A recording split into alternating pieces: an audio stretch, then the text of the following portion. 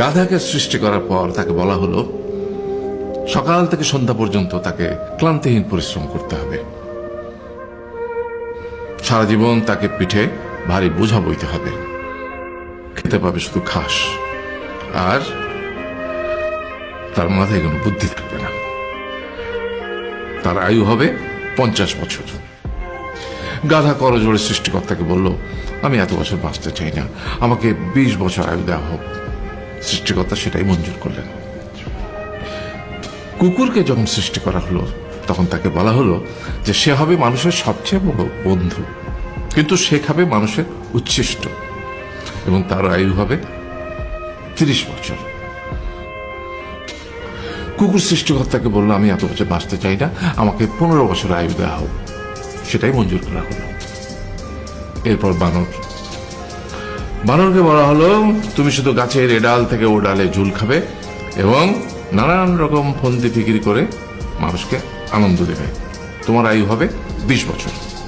বানর বলল, আমি 20 বছর বাঁচতে চাই না, আমাকে 10 বছর দেওয়া হোক। সেটাই মঞ্জুর করা হলো। এবার এলো পুরুষ মানুষের পালা।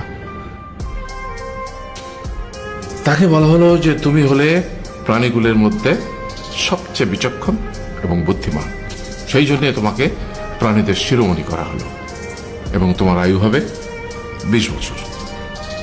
তখন পুরুষ মানুষ বলল, করজোড়ে বলল সৃষ্টিকর্তাকে যে 20 বছর আয়ু অত্যন্ত কম, হে প্রভু, আমাকে ওই গাধার সে যে 30 বছর আয়ু চায়নি সেটা আমাকে দেয়া হোক, ওই যে কুকুর 15 বছর ফিরিয়ে দিয়েছিল সেটাও আমাকে দেয়া হোক, আর যে বানর 10 বছর নেয়নি সেটাও আমাকে দেয়া হোক।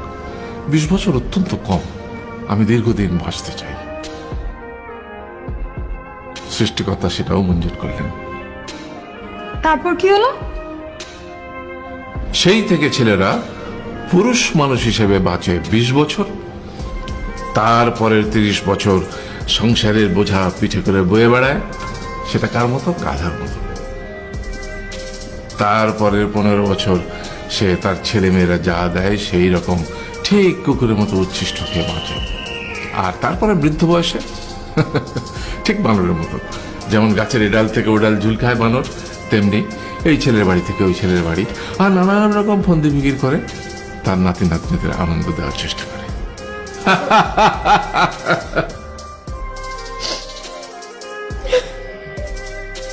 আরে এই থাম, কাঁদছিস কেন? তোমাদের কত দুঃখ বাবা।